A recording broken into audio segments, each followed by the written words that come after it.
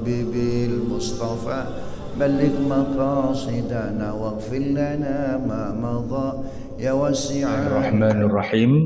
Assalamualaikum warahmatullahi wabarakatuh. Bismillah, alhamdulillah, wassalatu wassalamu ala rasulillah, amma ba'du. Jamaah yang dirahmati Allah, kita gilirannya hari ini bahas tentang fikih kehidupan. Dan tema tentang fikih sebagaimana sudah kita ketahui cukup luas. Dan saking luasnya, kalau kita mau urutkan, ngaji fikih itu kayak gak ada habisnya gitu Pak. Kalau kita urutkan dari awal sampai akhir begitu ya. Saya sendiri menulis dalam bentuk buku, seri fikih kehidupan itu sampai 18 jilid. Satu jilid kalau kita baca setahun gitu Pak, berarti 18 tahun ngaji fikih kagak kelar-kelar. Sementara kadang-kadang kebutuhannya memang sifatnya temporal. Kita lagi masuk bulan Ramadan ya kita butuh fikih tentang puasa. Kita lagi masuk bulan Syawal, kita butuh fikih tentang Lebaran, Syawal dan seterusnya. Nah, sekarang ini kita sudah lewatlah bulan Syawal, di depan mata kita sudah kelihatan persiapan-persiapan jamaah haji, jamaah yang mau berangkat ke Tanah Suci. Beberapa tempat sudah mengadakan walimatus safar atau pelepasan jamaah haji. Dan nggak sampai 2 bulan kita akan segera melaksanakan Idul Adha. Karena memang ini berhimpitan waktunya. Hari ini kita akan bahas dua itu jamaah sekalian. Yang pertama tentang haji, yang kedua tentang kurban. Haji jamaah sekalian, yang pertama walaupun dia masuk ke dalam rukun Islam, yang kelima pastinya, tetapi memang sifatnya pilih-pilih. Tidak semua orang diwajibkan untuk pergi haji. Karena memang di dalam Al-Quran sendiri perintah untuk pergi haji itu bersyarat. Walillahi 'alan nasi hajjul baiti man istata'a ilaihi sabila. Dan Allah mewajibkan kalian itu untuk berhaji khusus orang-orang pilihan saja, yaitu orang yang punya istata'ah. Man istata'a ilaihi sabila. Ayat ini tidak turun di Indonesia Pak, tapi turunnya di Madinah. Jadi kalau ngomongin pada saat itu dibilang punya kemampuan, dan orang yang menerima ayat ini yaitu Rasulullah dan para sahabat saat itu tinggalnya di Madinah, ya dibilang mampu ya mampu nggak dia dari Madinah ke Mekah gitu Pak. Nah ternyata tidak semua orang yang tinggal di Madinah di masa itu punya kemampuan. Kenapa nggak punya kemampuan? Karena begini Pak, jangan bayangkan haji itu kayak di masa kita. Sekarang ini kalau kita dari Madinah mau ke Mekah, ya naik kereta cepat itu cuma 2 jam lebih sedikit. 2 jam lebih sedikit. Kita bisa itu Pak, kalau kita tinggal di Madinah ya, berangkat umroh itu pulang hari itu bisa Pak. Berangkat umroh pulang hari. Kita rumah di Madinah, naik kereta cepat itu taruhlah berangkat jam 6 pagi, jam 7 pagi, kan 2 jam. Jam 9 tuh udah sampai di stasiun Mekah. Naik angkot lah gitu kira-kira setengah jam ya. Lalu kita tawaf, kita sa'i. Itu Pak, zuhur pun udah selesai kita umroh itu. Ya dengan pulangnya sampai rumah lagi, sampai Madinah, asar udah sampai rumah gitu Pak. Kayak sekarang kita mau ke Bandung lah gitu kira-kira. Kita naik bus gitu kan. Nah, cuman Bandung mungkin kedekatan ya jaraknya ya. Karena kalau naik bus itu cuman 30 menit. 30 menit begitu. Nah, kalau Madinah Mekah itu kira-kira jaraknya dari sini ke Jogja gitu, Pak. Jadi kalau naik bis biasa lewat jalur jalan tol, karena bis di sana dibatasi kecepatannya, nggak boleh lebih dari kecepatan 100 km per jam, maka perjalanannya jadi agak panjang, jadi 6 jam lebih gitu kira-kira dari Madinah ke Mekah. Nah, cuman kalau di masa Nabi Pak, itu susah ya. Karena perjalanannya itu naik onta, ya kan? Atau jalan kaki begitu, tapi rata-rata sih naik onta. Kenapa? Ya karena capek Pak kalau jalan kaki, ya kan? Dan kemampuan unta itu berjalan memang lambat Pak. Itu kecepatannya sama dengan orang jalan kaki sebenarnya. Cuman bedanya kalau jalan kaki cepet capek, kalau naik onta ya yang capek ontanya dan onta punya daya tahan yang kuat. Sehingga kalau dibikin rata-rata perjalanan di masa Nabi naik onta itu eh, dari Madinah ke Mekah itu paling enggak seminggu gitu Pak berjalannya. Dan untuk itu butuh onta. Ya, makanya kalau ditanya kepada Nabi, ya Rasulullah, apa yang dimaksud dengan istita'ah? Kata Nabi, kamu punya onta, gitu. Kalau nggak punya onta, berarti dianggap tidak punya istita'ah, tidak punya kemampuan. Karena nggak mungkin haji jalan kaki gitu Pak. Bahkan ya dari Madinah pun tidak disarankan kalau pergi haji itu jalan kaki, harus pakai onta. Kenapa? Selain dia naik gitu kan, barang-barangnya nggak mungkin dipanggul Pak. Masa dia mau jalan kaki bawa barang segitu banyak, ya kan? Maka kata Nabi, azadu warrahilah. Kamu punya perbekalan dan juga punya rahilah, onta. Nah perbekalan itu maksudnya apa? Karena begini Pak, ini kan perjalanan seminggu lewat apa namanya padang pasir ya. Nah, kalau dia tidak bawa perbekalan seperti makanan, mati Pak di jalan Pak. Karena nggak ada warung Padang, nggak ada, nggak ada Pak, rest area itu nggak ada. Jadi ya apa yang dia bawa itu harus benar-benar dia perhitungkan sepanjang perjalanan. Sama satu lagi, di masa Nabi, orang kalau menempuh gurun pasir itu ya, selain dia bawa apa namanya makanan, dia juga bisa menambah makanan dari berburu hewan liar. Berburu hewan liar. Itu jadi bisa berhemat, aturan makanannya habis gitu Pak. Nah, dia bisa dapat makanan dari berburu. Ya macam-macam lah hewan-hewan di gurun pasir tuh ada yang bisa dimakan juga. Cuman karena ini perjalanan haji, dan boleh dibilang dari awal sejak dari miqat di Madinah yang kita sebut namanya Bir Ali, atau istilah di masa Nabi namanya Zulhulaifah, harus sudah berpakaian ihram, sudah nggak boleh lagi berburu, maka tidak ada rumusnya orang pergi haji di tengah jalan berburu Pak. Itu batal nanti urusan ihramnya. Jadi 100% mengandalkan dari bekal. Maka ketika ditanya kepada Nabi, apa yang dimaksud dengan kemampuan? Yaitu azadu warrahilah, bekal dan onta. Itu saja Pak sebenarnya kalau di masa Nabi. Cuma masalahnya kan kita bukan orang Madinah gitu ya. Kita ini orang Indonesia. Kesono zaman dulu bisa Pak naik kapal laut. Tapi ya bekalnya jadi harus panjang karena kapal laut di masa lalu wah perjalanannya bisa bukan seminggu Pak, bisa berminggu-minggu di lautnya saja. Belum kalau generasi lebih awal tuh kan mendaratnya di Yaman. Nah dari Yaman tetap naik ontak juga. Jadi naik kapal laut juga, naik ontak juga. Baru agak kesininya kapal laut tuh berlabuhnya di pelabuhan Jeddah. Tapi tetap aja dari Jeddah ke Mekahnya kan masih jauh juga. Nah berarti perbekalannya jauh lebih banyak dan ya nggak cukup hanya ontak. Harus naik kendaraan yang lebih besar. Di kita di Indonesia Pak baru awal tahun 70-an aja. Mungkin di akhir 70-an ya. Nah, itu baru ada orang haji naik pesawat terbang. Tapi kala itu juga naik pesawat terbang tuh belum ada yang sifatnya direct dari Jakarta langsung Jeddah. Karena pesawatnya kecil-kecil. Saya masih ingat dulu DC-8. Kapalnya pakai baling-baling gitu Pak.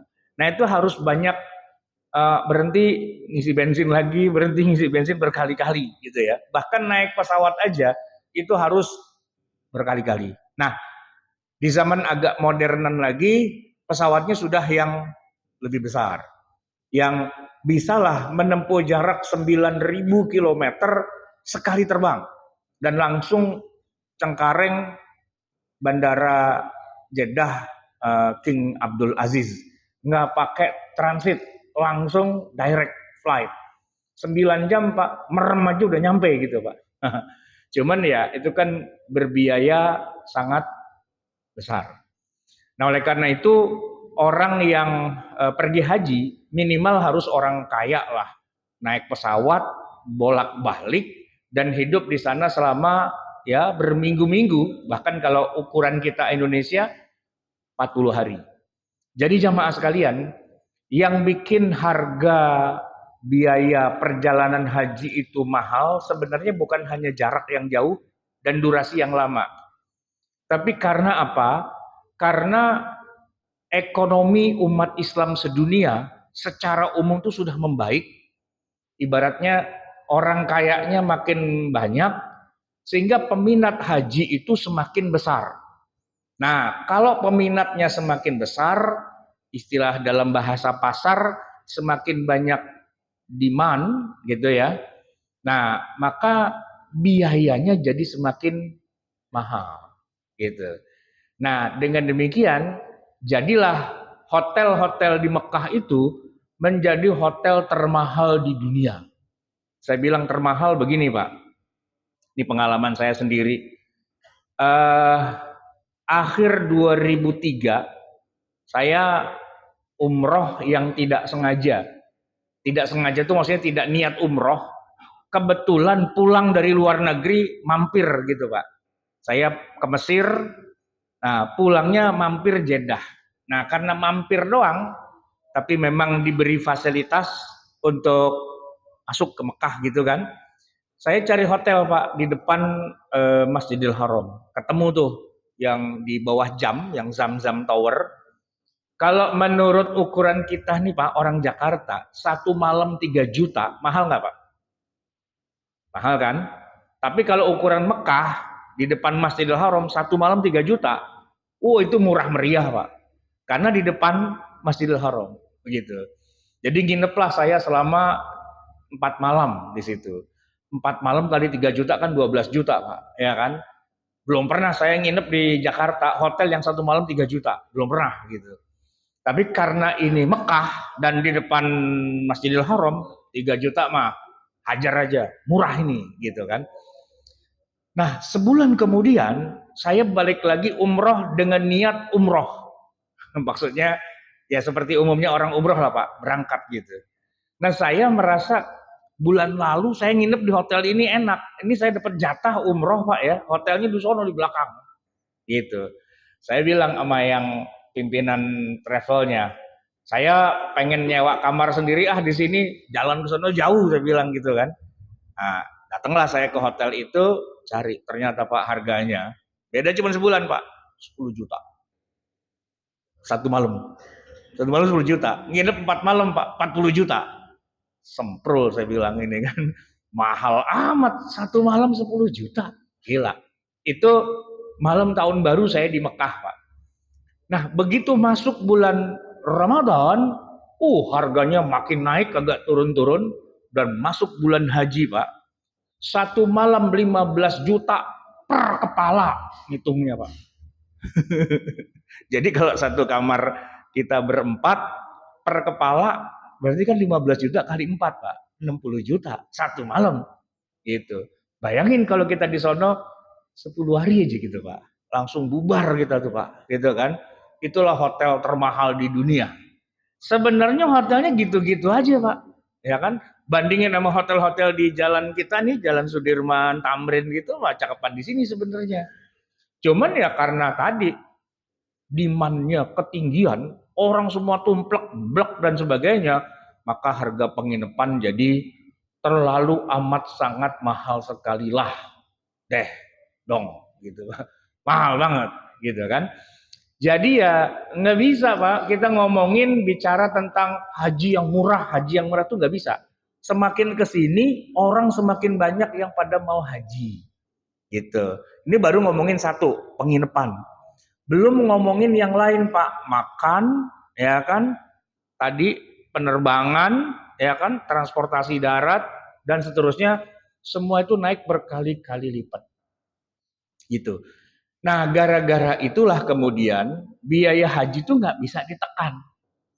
Sama satu lagi Pak, walaupun kita sudah masuk ke negeri Saudi Arabia dan kita sudah ada di kota Mekah, ya kan? Tapi untuk haji itu posisinya bukan di kota Mekah Pak. Jangan salah ya. Kalau tawaf iya di kota Mekah di dalam Masjidil Haram, masuk masjid nggak bayar. Tawaf, sa'i itu dalam masjid, nggak bayar Pak. Tapi kalau haji, posisinya bukan di tengah kota Mekah, geser dikit ke sonoan, Depok Pak ceritanya, kira-kira gitu Pak. Ya, kita jaraknya kira-kira 25 kilo, Arafah gitu Pak. Nah, pusatnya haji itu bukan di Mekah, di Arafah. Arafah itu area tertutup. Ya sebenarnya sih terbuka padang pasir, tapi karena orangnya begitu banyak, oleh pemerintah Saudi dibatasi. Ditutup, tidak boleh masuk kecuali orang yang sudah punya dapat izin untuk masuk. Nah, izin untuk masuknya itu Pak, bayarnya 100 juta gitu. Nah, gitu. Kalau yang tidak resmi gitu. Kalau yang resmi bayar sih murah, tapi negara kepada negara. Jadi sudah ada kesepakatan dari semua negara Islam ya bahwa setiap negara Islam berhak mengirim utusan jamaah haji per 1000 penduduk muslim satu orang, 1/1000. Nah, yang terbesar dari seluruh dunia kita Indonesia. Indonesia ini kan 200 berapa kita ini? 235 juta. Lagunya Oma Irama itu udah terkoreksi 100 juta Pak. Kalau dulu Oma Irama nyanyi lagu 135 juta gitu kan, itu tahun 70-an. Sekarang udah 275 juta. Nah, muslimnya diperkirakan sekitar 235, maka cuman 200-an ribu yang boleh berangkat ke sana gitu. Karena Arafah Mina Muzdalifah itu hanya bisa menampung jamaah maksimal itu 2,5 juta. Nah, oleh karena itu dikasih batasan. Untuk itu dikasih jatah per negara, cuman ya biasalah Pak, yang nggak dapat jatah dari negara masing-masing berangkat sendiri. Itu dua perkara itu. Masuk Saudinya butuh visa, masuk ke area hajinya butuh rukhsah, butuh izin tersendiri, dan itu yang mahal. Makanya kalau ada orang haji misalnya furoda apa dan sebagainya, mahalnya tuh di situnya Pak. Sebenarnya kalau di luar musim haji aja gitu Pak, ke Arafah mah gratis Pak, nggak usah bayar gitu kan. Nah, begitu juga harga hotel, harga tiket, harga apa di luar haji itu murah. Nah itu Pak tadi yang saya mampir doang nggak sampai 20 juta gitu. Maksudnya 20 juta itu Pak, saya udah ke Mesir, pulangnya mampir itu cuma 20 juta gitu. Ya kan? Murah banget. Iya. Tapi ya karena itu bukan haji Pak, ya kan? Nah, bisa nggak kita haji di luar bulan haji? Ya bisa sih, cuman kagak sah. Ya kan? Bisa sih, datang aja ke Arafah, pura-puranya lagi wukuf gitu. Tanya ngapain lu? Wukuf. Lah kok wukuf sekarang? Ya gue bikin agama baru nih. Wukufnya di luar musim haji, di luar tanggal 9, Pak. Ya kagak sah gitu kan. Nah, karena haji itu hanya boleh di satu hari itu doang, tanggal 9 Zulhijjah, Pak. Semua orang ke situ. Nah, tumpleklah di situ, bisa 5 juta dan sebagainya. Nah, itu yang jadi agak mahalnya itu di situ, haji. Nah, jamaah sekalian yang dirahmati Allah, maka balik lagi poin kita yang pertama, hanya orang yang duitnya nganggur kebanyakan, ya kan, yang diperintahkan oleh Allah untuk pergi haji. Kalau duitnya ngepas, maka dari awal Pak, gugur kewajiban hajinya. Pak, ini saya kalau ngomong gini rada deg-degan juga, karena teman saya banyak yang punya travel haji. Itu rata-rata nggak suka kalau saya ceramah kayak gini. Ngajarin yang kagak bener gitu. Katanya gugur kewajiban hajinya. Ya emang begitu orang ayatnya juga walillahi 'alan nasi hajjul baiti man istata'a. Man istata'a yang mampu-mampu aja. Anda tuh tidak mampu, gaji ngepas. Gaji bukan nggak ada Pak, ada tapi ngepas. Karena ya sekedar buat hidup itu pun kadang-kadang tekor gitu ya. Tekor-tekor dikit lah, pergi pagi pulang petang, pantat pinggul pegal-pegal, pendapatan pas-pasan gitu Pak. Dari awal berbahagialah, karena ayat itu tidak diturunkan kepada Anda. Gitu. Kecuali sudah punya nilai harta segitu, baru wajib. Gitu. Cuman kan yang pada punya travel bilangnya nggak begitu. Nabunglah, usahainlah, apalah gitu. Yang nggak wajibin aja. Kenapa? Karena mereka berlomba gimana caranya agar semua orang yang sebenarnya tidak wajib haji, biar rasanya berdosa kalau nggak mikirin pengen haji. Itu memang strategi para para pebisnis haji sih sebenarnya. Jadi gampang sih Pak, kalau kita ingin menyelesaikan urusan kuota, ceramahnya yang banyak aja. Kagak wajib, kagak wajib, kagak wajib, kagak wajib. Selesai Pak, kuota kita turun. Gitu. Bukan kewajiban agama. Al-Quran tidak memerintahkan Anda pergi haji. Kenapa? Berapa gaji sebulan? UMR. Enggak wajib, enggak usah. Gitu. Bahkan kalau perlu Pak, orang mau daftar haji ditanya, Anda gaji sebulan berapa? 10 juta, 15 juta. Mundur, kenapa? Kagak wajib. Gitu Pak. Harus yang wajib-wajib saja. Gitu. Dan sebenarnya Pak, daripada ribut kayak gitu, setor duit sepenuhnya bahwa Anda tuh punya duit segitu. Kalau sekarang kan enggak, setornya berapa sih? 25 kan? Sisanya belum disetor. Kenapa? Orang nggak punya, itu pun 25 juga boleh minjem gitu kan. Bayangin Pak, orang miskin, fakir dia, pendapatannya pas-pasan, belaga pengen berangkat haji. Gitu. Dan dibohongin mulu dengan dalil, lu kalau nggak punya niat haji, nggak ditanggung matinya jadi majusi, jadi Yahudi, jadi Nasrani gitu lah. Jadi kita tuh kayak merasa berdosa gitu kalau nggak pergi haji. Apalagi nanti yang pada pergi haji belagu Pak, kumpul tasakuran gitu kan, melepas perjalanan haji. Kita tuh jadi kayak aduh, saya kapan ya pergi haji ya, saya kapan ya gitu kan. Padahal Pak, dari awal Allah tuh udah ngomongnya begini, walillahi 'alan nasi hajjul baiti man istata'a. Sama dengan begini Pak, kewajiban zakat itu hanyalah berlaku pada mereka yang hartanya memenuhi nisab. Memenuhi nisab. Kalau nggak memenuhi nisab, nggak wajib untuk berzakat. Kasih contoh nih Pak. Orang punya ternak kambing 100 ekor. Ternak kambing, itu kena Pak kewajiban. Tapi kalau kambingnya cuma 5 biji, 10 biji, 15 biji, 20 biji, enggak Pak. Kambing itu bukan biji ya, ekor gitu Pak. Minimal 40 Pak. Kalau kambing Anda lebih dari 40, baru Anda wajib zakat ternak kambing itu. Kalau sapi 30. Bapak punya sapi 10, 20, belum sampai 30 belum wajib, santai aja gitu. Cuman di kita tuh banyak yang lebay Pak, banyak yang lebay. Duitnya nggak seberapa, wajib zakat gitu. Padahal syariat Islamnya tidak mewajib-wajibkan, karena zakat dan haji itu tentatif. Kalau Anda gablek duit banyak, Anda kena zakat. Anda punya duit kebanyakan, Anda wajib haji. Tapi kalau Anda orang biasa-biasa saja, rukun Islam Anda cuma 3, syahadat, sholat, puasa. Zakat nggak wajib, haji nggak wajib. Emang sih rukun Islam tuh 5, tapi yang 2, zakat dan haji itu hanya kalau duitnya kelebihan. Gitu. Kalau duitnya pas-pasan, udah santai aja. Emang nggak ada kewajiban haji sih sebenarnya.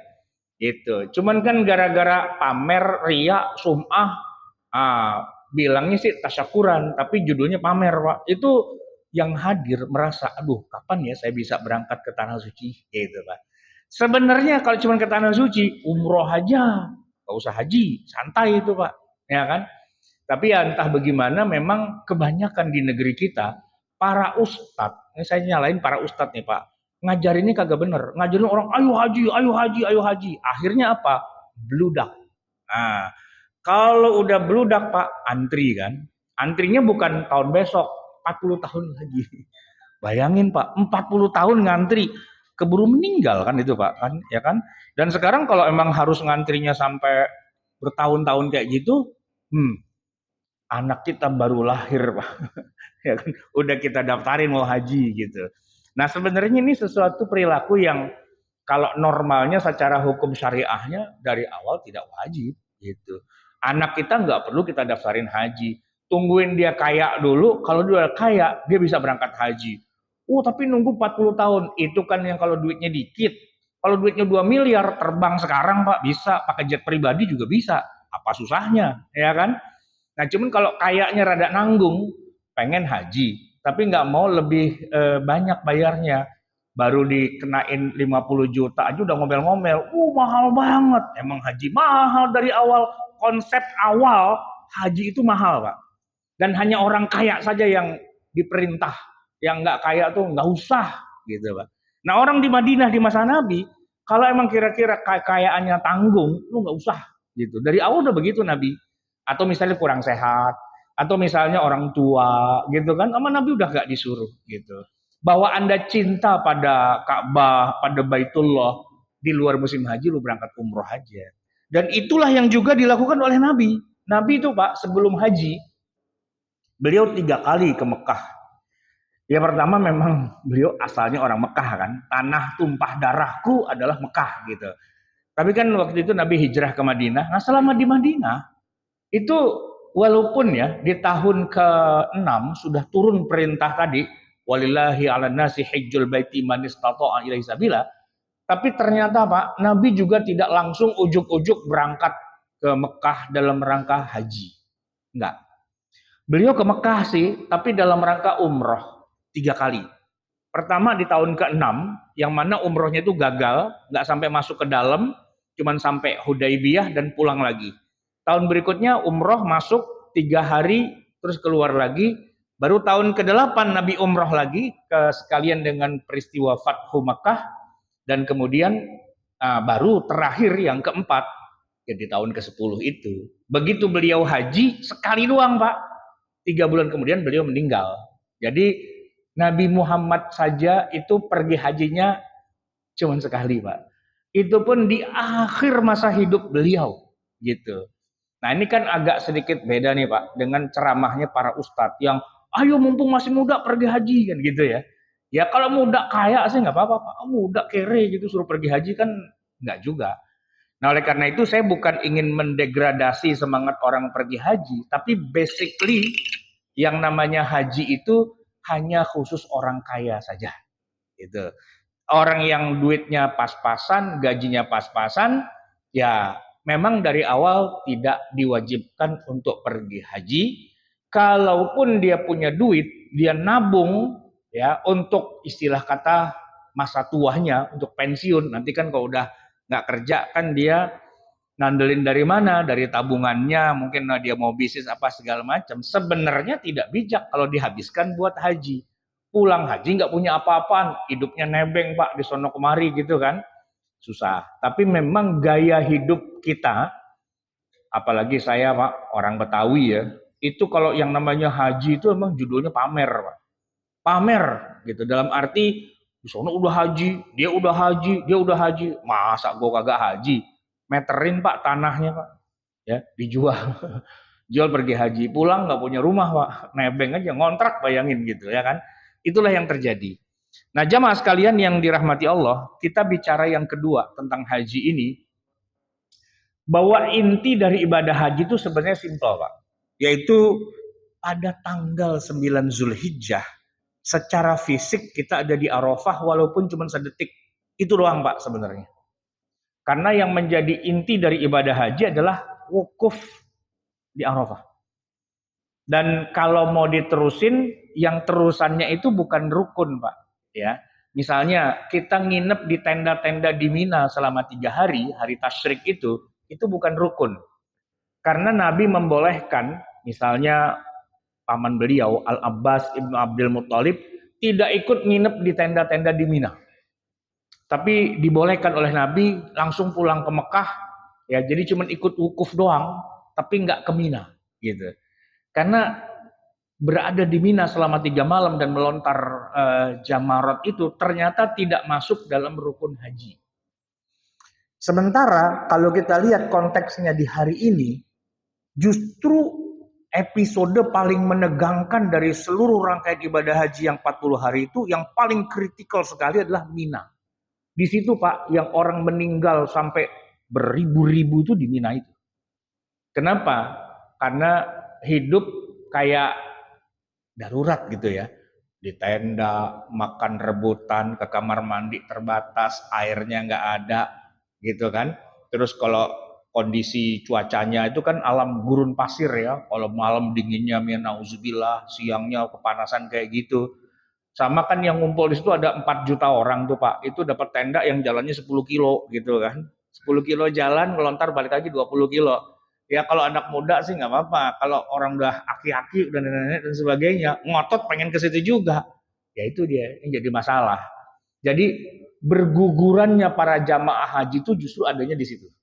Sebenarnya malah bukan di Arafahnya. Kalau Arafah sebentar saja waktunya, secara teknis kita datang ke Arafah ya sebelum matahari di kepala, ya kan, pagi hari lah begitu, tanggal 9 Zulhijjah, begitu sore habis asar itu orang sudah berpindah.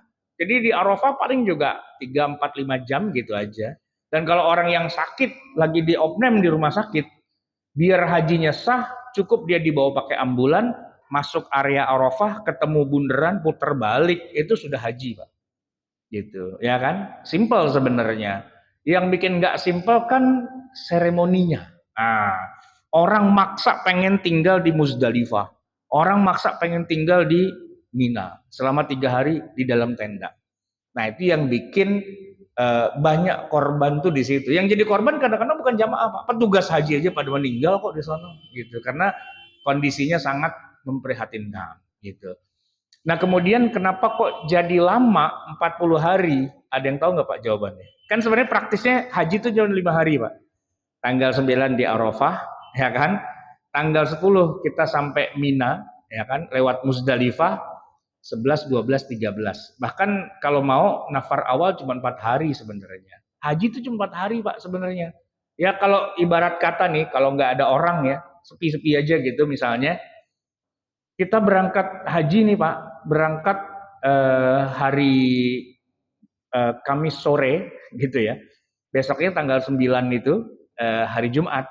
Udah di Arafah itu tanggal 9, besoknya tanggal 10 hari Sabtu, 11 ya Minggu, 12 hari Senin. Senin sore kita terbang lagi ke Jakarta Pak sebenarnya. Sebenarnya simpelnya begitu Pak. Cuman kalau kita sultan, ya kan kalau kita punya pesawat pribadi. Masalahnya kan ini orang yang datang 5 juta, pesawatnya gimana antrinya gitu kan. Nah pemerintah Indonesia lewat Garuda itu kemudian charter pesawat Pak. Pesawatnya bukan punya Garuda, jadi Garuda nyewa pesawat. Kira-kira ya 3 bulan lah disewa. Mungkin ada 10, 11, berapa belas gitu kan. Nah, dicat ulang, dikasih nama Garuda apa segala macam, tapi itu pesawat bukan pesawat Indonesia. Dia bisa sewa dari Uni Soviet, bisa sewa dari Amerika Latin dan sebagainya. Dia sewa gitu kan. Nah, pesawat itu Pak yang digeber 24 jam sehari Pak. Ya, terbang dari Cengkareng 9 jam sampai Jeddah, begitu sampai sana turun langsung pulang ke sini. Kosong. Ambil lagi jamaah terus ke sono. Terus begitu 3 bulan gitu. Sehingga apa namanya? Itu cara yang paling murah. Karena kalau kita numpang sama pesawat lain, nggak akan keangkut Pak. Jamaah haji kita tuh 200 ribu lebih, 230 gitu ya, apa 210. Pokoknya nggak akan kebawa itu Pak. Nah maka kloter demi kloter itu Pak, itu pesawat tuh digeber habis-habisan selama 3 bulan. Emang disewa, dicarter begitu. Nah karena yang dicarter cuman tadi saya bilang 10, 11, sampai 12 pesawat, nggak banyak sih yang dicarter gitu kan. Ya maka kan gantian naiknya, ya kan? Makanya dibilang kloter 1, kloter 2, kloter 3, sampai berkloter-kloter, ratusan kloter gitu kan. Itu karena antri pesawatnya, sono balik lagi terus. Nanti pas pulang gitu juga, dari sono pulang sini ke sononya kosong, sono ambil lagi, sononya kosong begitu Pak. Nah dibikinlah durasinya 40 hari. Sebenarnya kalau kita punya pesawat sendiri, ya kan, terbang aja tadi, ya kan. Nih ya sekarang tanggal 8 Zulhijjah terbang seng ke Jeddah gitu kan. Sampai sono dari Jeddah langsung naik taksi ke Arafah gitu.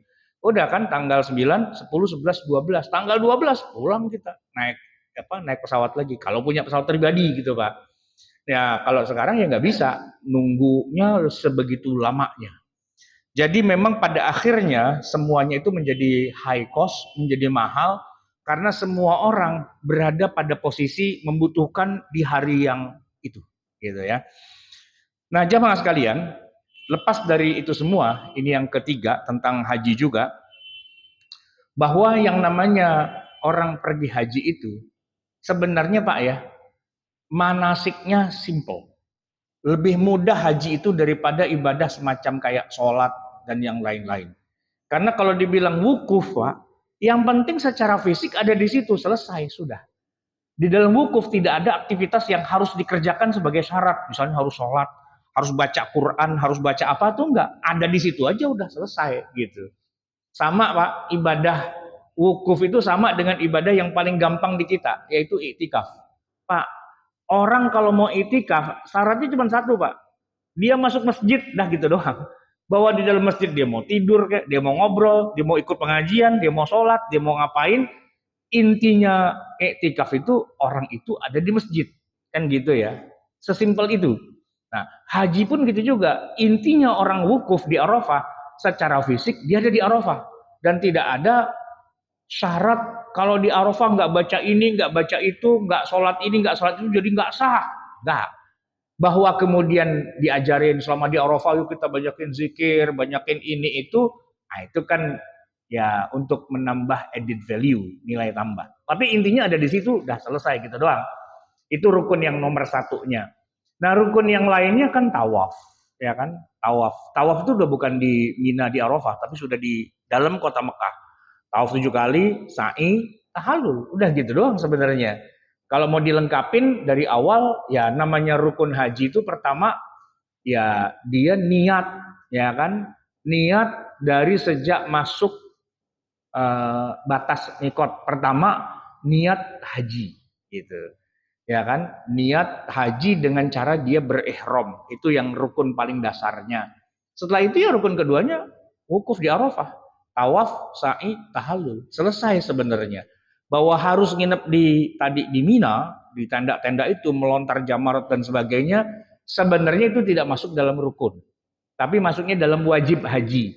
Afdalnya Anda ikut melontar jamarat. Afdalnya Anda nginep di tenda-tenda. Tapi kalaupun Anda tidak lakukan, Anda bisa bayar dendanya saja, gitu.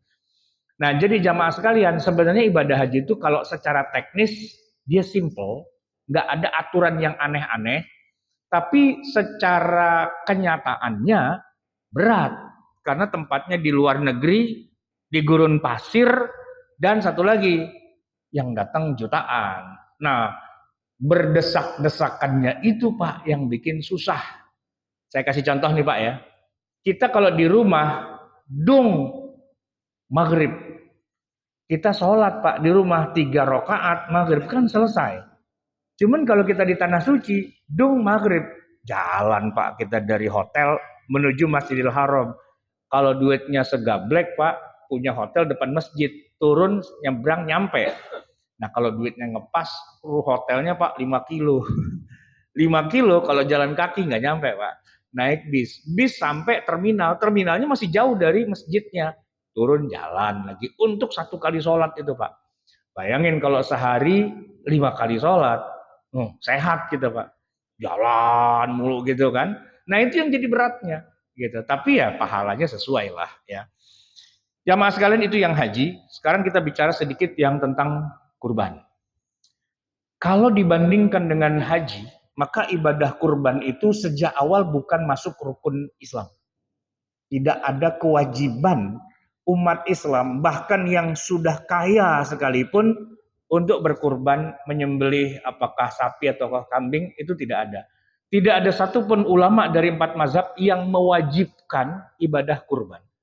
Umumnya mereka cuma berhenti sampai titik maksimal sunnah muakkadah. Dasarnya adalah ya Abu Bakar As-Siddiq radhiyallahu anhu sebagai sahabat yang paling mulia di antara semua sahabat Nabi, orang yang paling dipilih oleh Nabi untuk menggantikan posisi beliau ketika menjadi imam, di mana Nabi sudah sakit-sakitan, itu adalah Abu Bakar. Nah, di zaman Abu Bakar, ketika beliau menjadi khalifah, ya beliau tuh orang paling kaya lah istilahnya, paling ekonominya paling makmur. Ternyata beliau tidak setiap tahun menyembelih kurban. Begitu juga Umar bin Khattab tidak setiap tahun menyembelih kurban. Kenapa? Ingin menegaskan bahwa kurban itu hukumnya tidak wajib. Gitu. Nah karena tidak wajib ya selang-seling aja, kadang-kadang kurban, kadang-kadang tidak, kadang-kadang kurban, kadang-kadang tidak, begitu Pak. Itu praktek dari dua sahabat yang paling mulia. Nah balik lagi Pak, saya kalau ngomong kayak gini deg-degan. Karena dimusuhin sama teman-teman saya yang ustadz juga, yang pengusaha kambing gitu. Jangan ngajarin kayak gitu. Jadi apa? Jadi orang pada ogah korban, gitu Pak. Ya kalau kurban itu berpahala, gede pahalanya dan sebagainya kita sepakat. Tapi pertanyaannya apakah wajib? Enggak wajib. Nah, kan kita nih ngomongin fikih, Pak. Kalau fikih itu bicara hukum apa adanya. Kalau dibilang wajib ya wajib, kalau nggak wajib ya nggak wajib. Bahwa sebaiknya sih Anda kurban, itu lain cerita, ngomong sebaiknya. Fikih kan hukum, Pak, bukan masalah baik apa tidak baik. Hukumnya adalah begini, kalau misalnya wajib, Pak ya, misalnya sholat zuhur wajib, wajib. Anda kalau nggak sholat zuhur masuk neraka, gitu loh.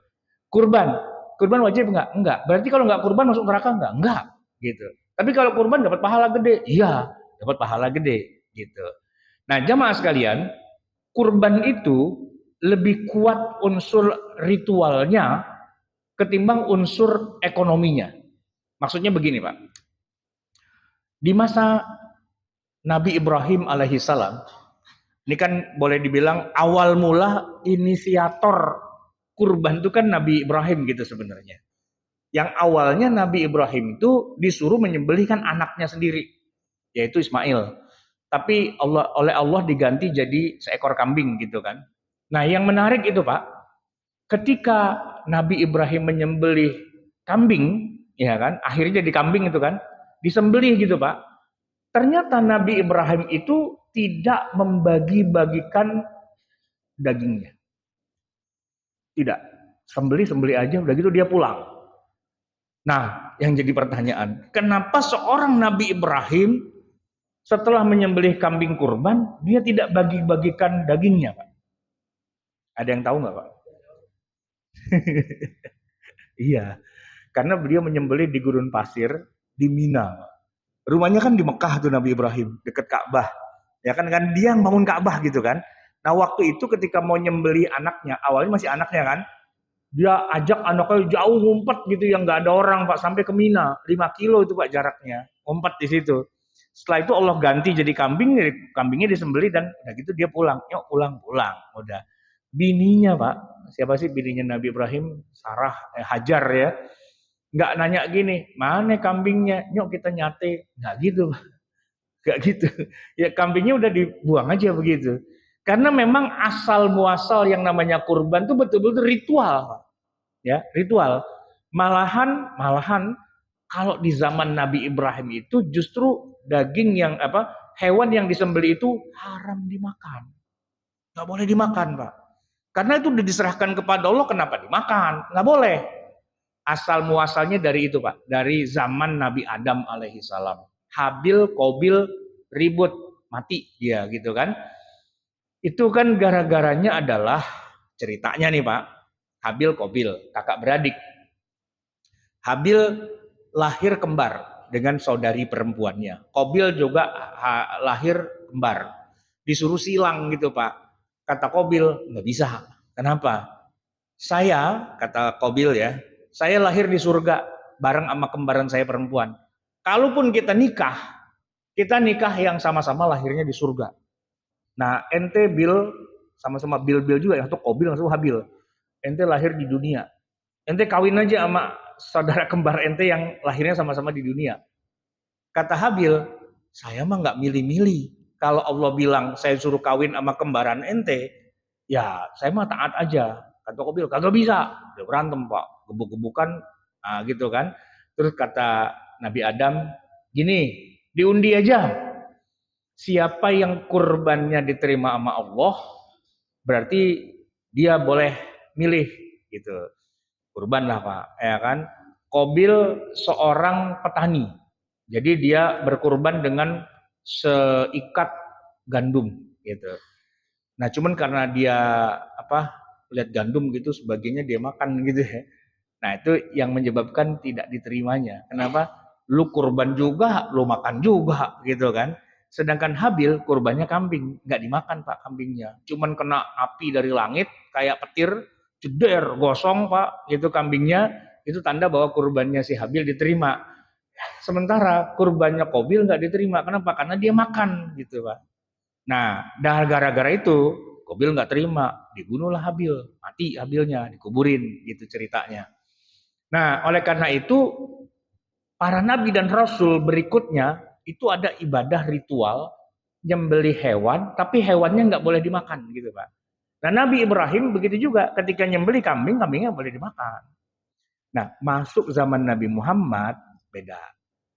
Nyembelih dan harus dimakan.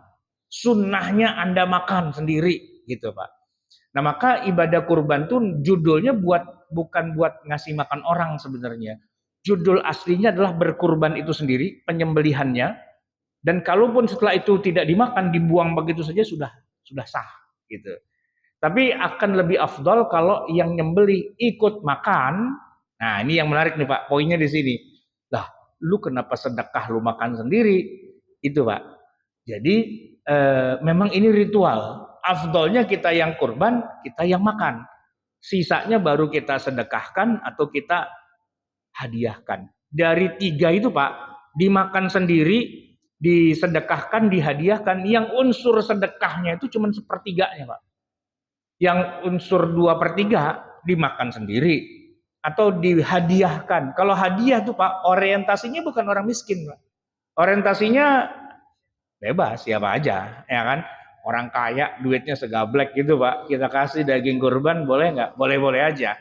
Nah, maka unsur ritualnya kurban itu sebenarnya nggak ada hubungannya dengan perbaikan ekonomi umat dan sebagainya, itu nggak ada. Karena bukan itu gitu tuh judul awalnya gitu. Judul awalnya adalah pengabdian pada Allah dan ritualnya menyembelih hewan. Dan kalau sekarang ini Pak, kita pengen memberi makan fakir miskin, nggak usah pakai kamuflase kurban Pak. Langsung aja beli nasi bungkus, ya kan? Berapa harga kambing? 5 juta. Pesan sama catering, ini duit 5 juta. Tolong jadiin berapa box nih gitu. Berapa duit sih Pak? 1 box itu nasi 25 ya. Nah, kalau duitnya 5 juta, 1 box 25, dapat banyak tuh Pak. Ya kan? Bagiin kenyang bagus itu Pak. Kalau tujuannya memberi makan. Nah, sedangkan kambing itu Pak, dengan harga 5 juta, bisa nggak buat ngasih makan orang? Nggak bisa Pak. Kenapa? Karena orang Indonesia itu tidak makan kambing doang. Nggak makan kambing doang Pak. Ya, orang Arab makan kambing doang. Doang tuh Pak, tawarnya doang kan. Dagingnya doang dimakan, udah gitu doang. Ya kan? Sementara kalau kita, ya namanya doang Pak, kurban daging kambing, tetap makannya pakai nasi. Tetap makannya pakai nasi. Dan itu tidak sesuai dengan contoh dari Nabi. Kalau di zaman Nabi Pak, orang akikah nyembeli kambing kan. Kambingnya berapa nih? Karena anaknya 2, kambingnya 2. Yang diundang 10 orang Pak. Karena satu kambing hanya bisa dimakan oleh 5 orang. Karena masing-masing satu paha. Kalau kita ngundang akikah, kita kasih sate Pak. 10 tusuk, tersinggung Pak dia. Lu ngundang gue akikah cuma dikasih 10 tusuk. Sama kayak gini Pak, kita ngundang orang makan. Nasinya kita kasih 12 butir gitu Pak. Oh, ini namanya penghinaan. Namanya orang ngundang makan kambing, minimal 1 paha Pak dia makannya. Karena orang Arab begitu caranya. Nah di kita aja kemudian 1 kambing 200 orang Pak, sekampung itu Pak. Ya kan? Seorang dapatnya 1 tusuk doang, sisanya nasi gitu Pak. Nah ini kan beda, ya kan?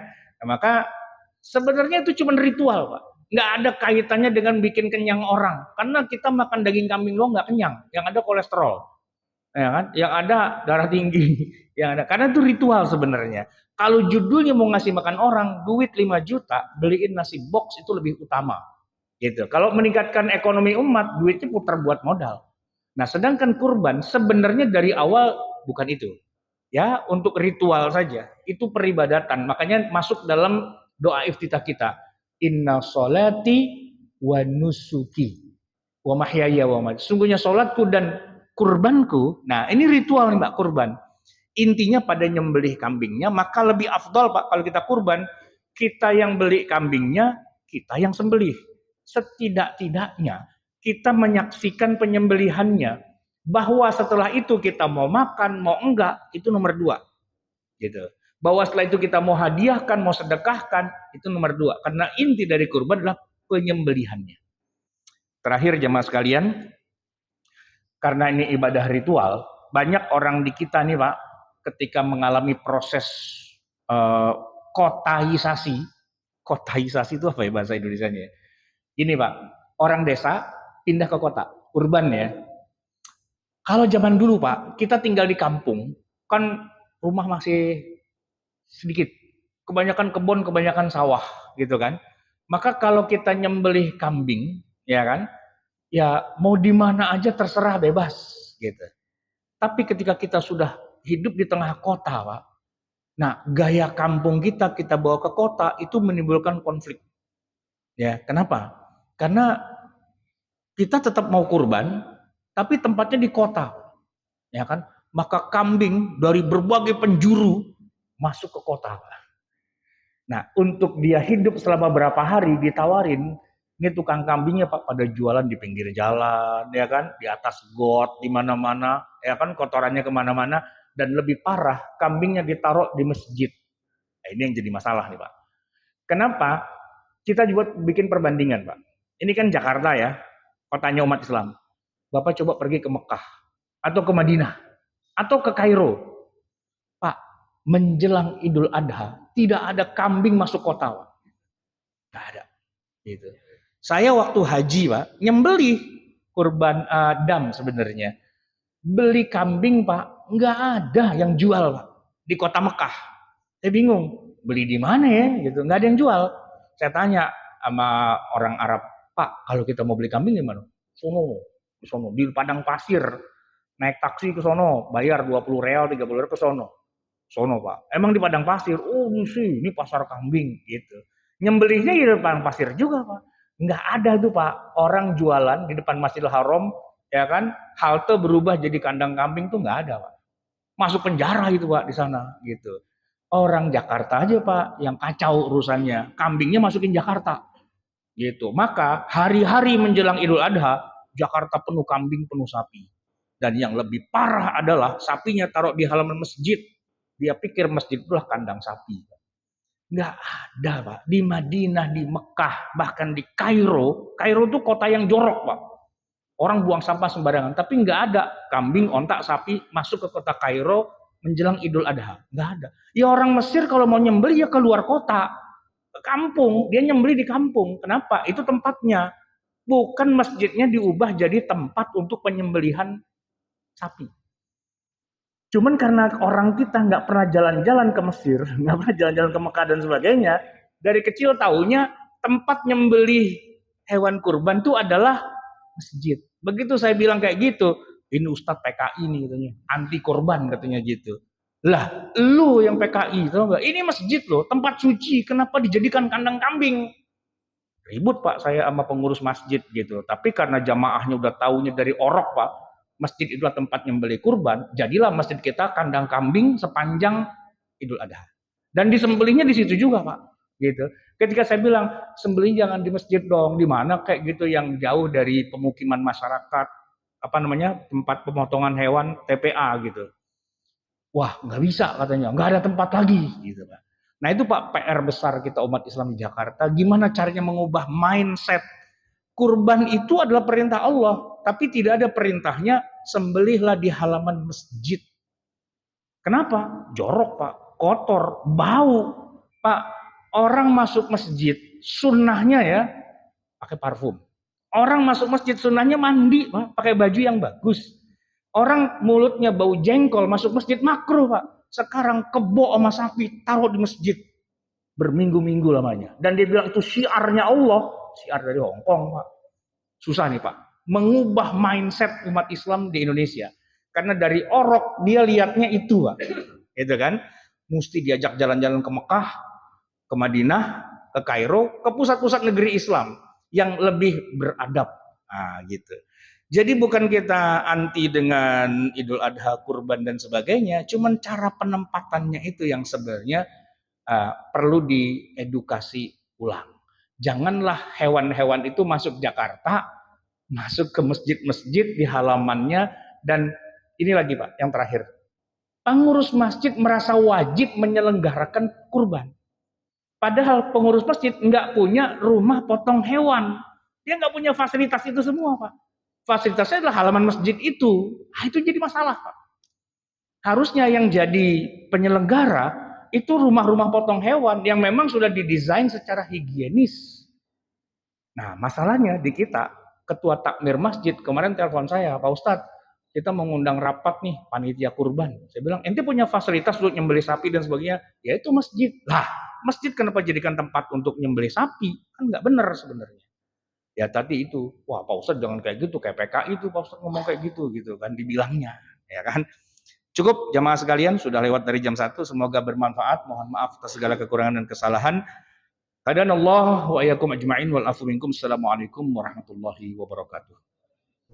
يا ربي بالمصطفى بلغ مقاصدنا واغفر لنا ما مضى يا واسع الكرم.